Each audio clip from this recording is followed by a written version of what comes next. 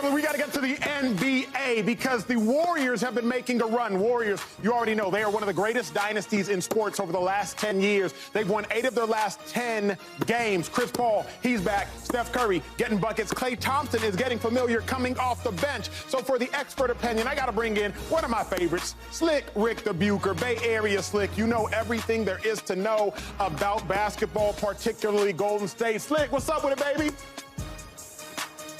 What's happening, fam? My good guy. to be here. Hey, it's good to see you, family. Well, let's start it off with this one. How serious, Slick, should we take the Warriors? Are they legitimate? I think right now they're sitting at the 9th seed playing team. Are they legit, Slick? Yeah. Talk to the world. Talk to me.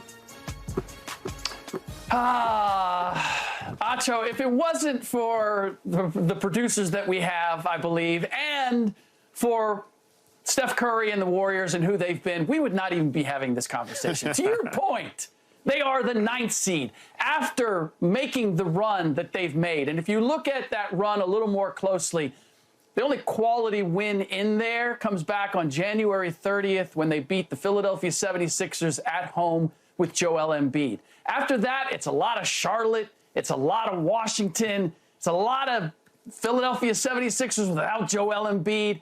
Those type of teams. So, look, do I give them a chance? Yes, I give them a chance because they are the Golden State Warriors. But if you look at their record against the very top teams in the Western Conference, we're talking about Oklahoma City, Denver, Minnesota.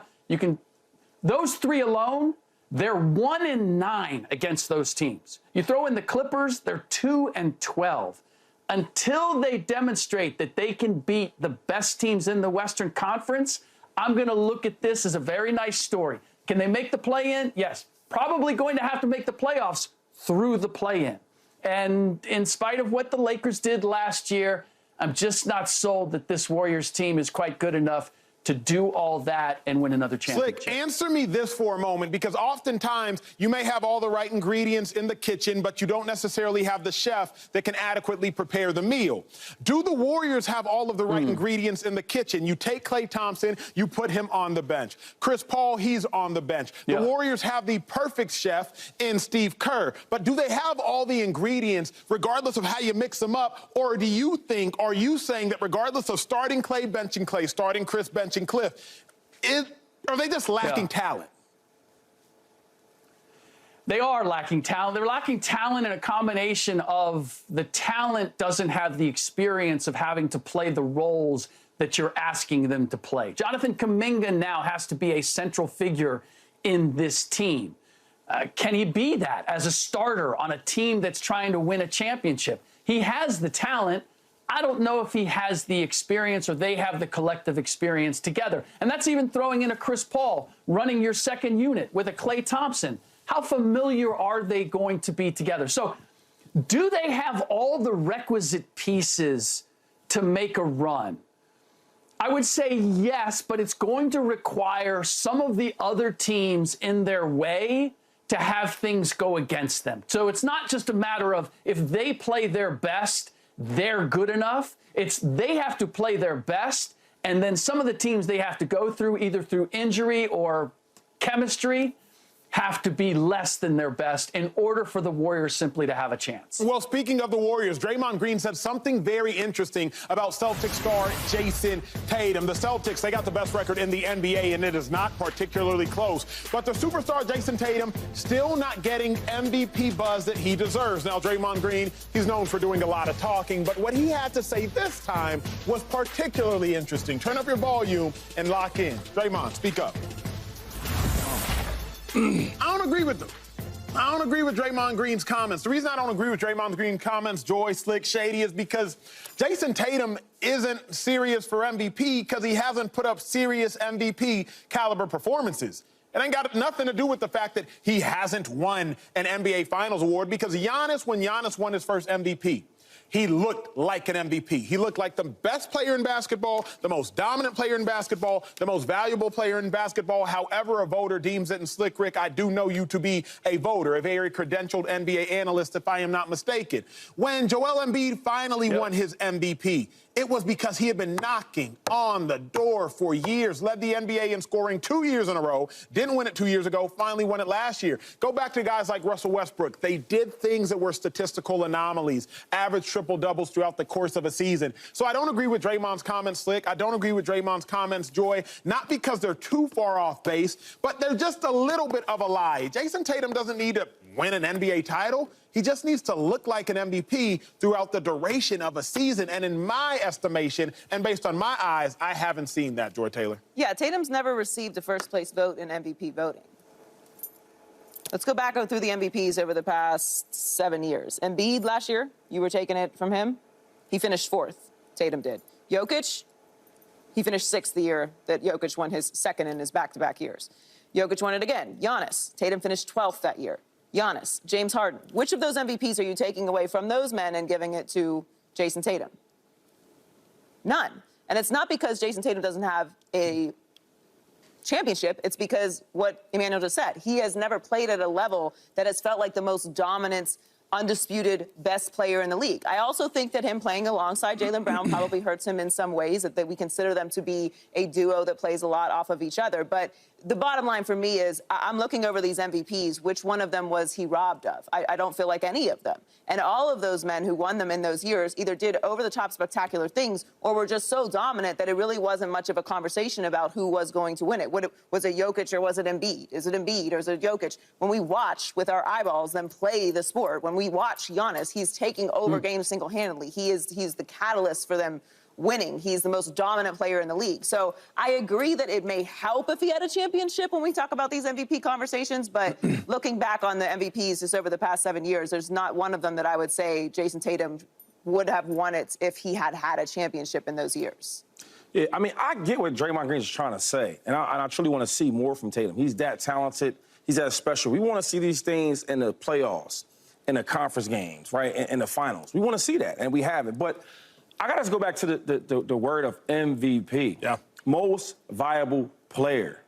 He hasn't been that. He's been a beast. He has good moments. He has some good games, some good runs, some good flows, but he hasn't been the most valuable player, right? I mean, what's the best attribute, would you say? Scoring? That's his best thing, scoring? He's never been top 5 in scoring in the league. That's the truth. And if you can't lead that, then why would we give you MVP? It's like Kobe Bryant, his best attribute was scoring. And he's not leading the league in scoring, and we make you an MVP, it doesn't make sense. I think Tatum is a hell of a player. I just got to see more from him, and he has to dominate. If you want to be the most valuable player in basketball, go out there and do it and lead something. Slick, you are an MVP voter, so your words have not just value, but they also have a lot of weight to them as well, because Slick. you're the individual who could help Jayson Tatum become an MVP. So invaluable statements that you are about to make. Do you agree with Draymond Green's comments? No, I don't. And to be clear, I do a monthly Fox Sports MVP ladder, and I went back and checked it.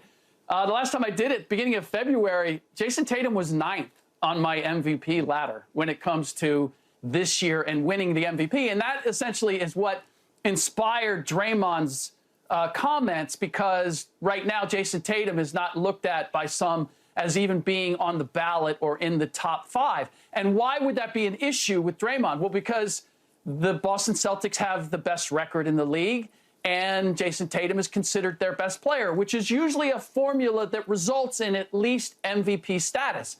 But if we're going to go by that, Jayson Tatum's not the only one that's being overlooked. Anthony Edwards is the best player on the team with the second best record in the league, and he's not in the conversation either. And this is why, because of what you guys said, which is we watch the games. We're not just looking at statistics. We're not just looking at the win-loss records and looking at who has the best statistics on these teams. We're watching how these games are won. And when you look at how these teams play without, in the case of Boston, Jayson Tatum, or Denver plays without Nikola Jokic, or the Dallas Mavericks play without Luka Doncic, they don't win games. Now, it's a small sample size, but the Boston Celtics have played 3 games without Jayson Tatum this year. They won 2 out of the 3, including a 25 blowout of Sacramento in Sacramento. So when you have that, along with, and you guys may have thought that just because I'm not in the studio, that I don't have the capabilities, the technology. Oh, here come a full screen. Full screen. Here come a full screen. Here come a full screen. I can tell.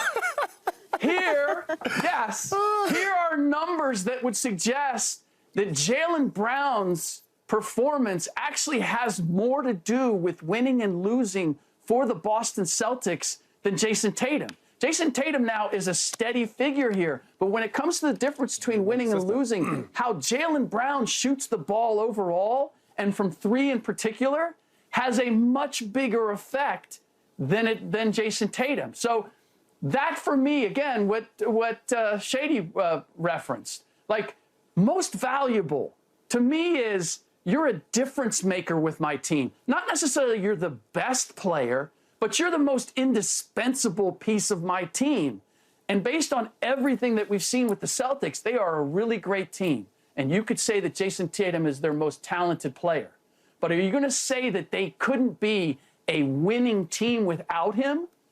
I'm not convinced that they would change dramatically if they didn't have Jayson Tatum. Slick, I got a question for you, because I listen to you when you speak, and I do believe words matter. When you said Ant Edwards, you said he is their best player. When you said Jayson Tatum, you threw in one very small word. You said Jayson Tatum is considered the best player. I was like, why did Slick add the word considered? That's weird. It's unnecessary. Can Jayson Tatum win an MVP so long as Jaylen Brown is there? Because Giannis won his MVPs before Dame Lillard showed up, so there's nobody else to steal the attention. Help me out here with Nikola Jokic, but if I'm not mistaken, Jamal Murray was recovering from an ACL injury during the first, maybe, of the Joker's MVPs, if I am not mistaken. So can Jayson Tatum win an MVP so long as there is a Jaylen Brown there that is making MVP voters have to use that word considered to preface the best player? Yeah, again, it goes back to the eye test. And we've talked about this on the show before, but it still stands to reason that it exists, which is, who do we think has more of the killer instinct when it comes to trying to win the game? Jaylen Brown or Jayson Tatum? It's often been said, if we could take Jaylen Brown's approach and attitude and put it in Jayson Tatum, we would then have an MVP. And as long as that dichotomy exists, it's going to be really hard for Jayson Tatum to demonstrate without a shadow of a doubt that he's not only their most talented player, but he is their go-to, must-have player. I agree with that. Joy, anything you need to see from Tatum before you can say that he is an MVP? Is there anything he can do in the postseason, or like you've always said, it's a regular season award, so he just at least has to lead the league in scoring or clearly be the best player on the best team in basketball? Because right now he is the best player, many would say, but it is not clear. Well, I mean, that's kind of the other part of the pushback with Draymond, right? Is like, he's going to win a championship, but it's a regular season award. So there are guys that win this that don't win championships. So it's not really even about the postseason at all. Now, we do like to see the league MVPs of any league have success in the postseason. We do feel like, as voters, as fans, as media, that sort of validates the performance of the regular season if you do have success in the postseason, because that's when it matters most, and that's when we expect stars to show up. So perhaps if he were to go on some incredible run during the postseason where we saw him be, without question, the most dominant player on this incredible team, and he is the reason, the catalyst for them winning a championship, perhaps that next year we may look at the way that they play differently. We may look at him differently. But why does all of that have to happen in order for it to validate a regular season award and regular season performances? Which is why I disagree with Draymond. One is a regular season award. Two, there are plenty of guys who have not won championships who have won MVPs and will continue to do so. And there's guys that have won championships that have won MVPs and vice versa. And so what? It's really about how you play and our ability to see you be the most valuable player. Now, who should win it amongst those guys that we have at the top of this list? Of course, we debate every single year, but I don't think he's being robbed because he hasn't won a championship. I think there's a lot of factors in it, all of which we've already discussed. But Yeah, it's a regular season award. When we return, we got to transition to a little NFL. Slick, thanks for joining us. We'll get more from you here in about 15 minutes. But on the other side of this break, there's drama brewing with the Philadelphia Eagles. Apparently, the locker room was disgruntled. Nick Sirianni, the head coach, showing favoritism. The stars, they got star treatment. But how about the backups? And some are starting to speak up. Sirianni, is he out of line? Big deal, no deal for one of the biggest brands in the NFL. That's next on Speak.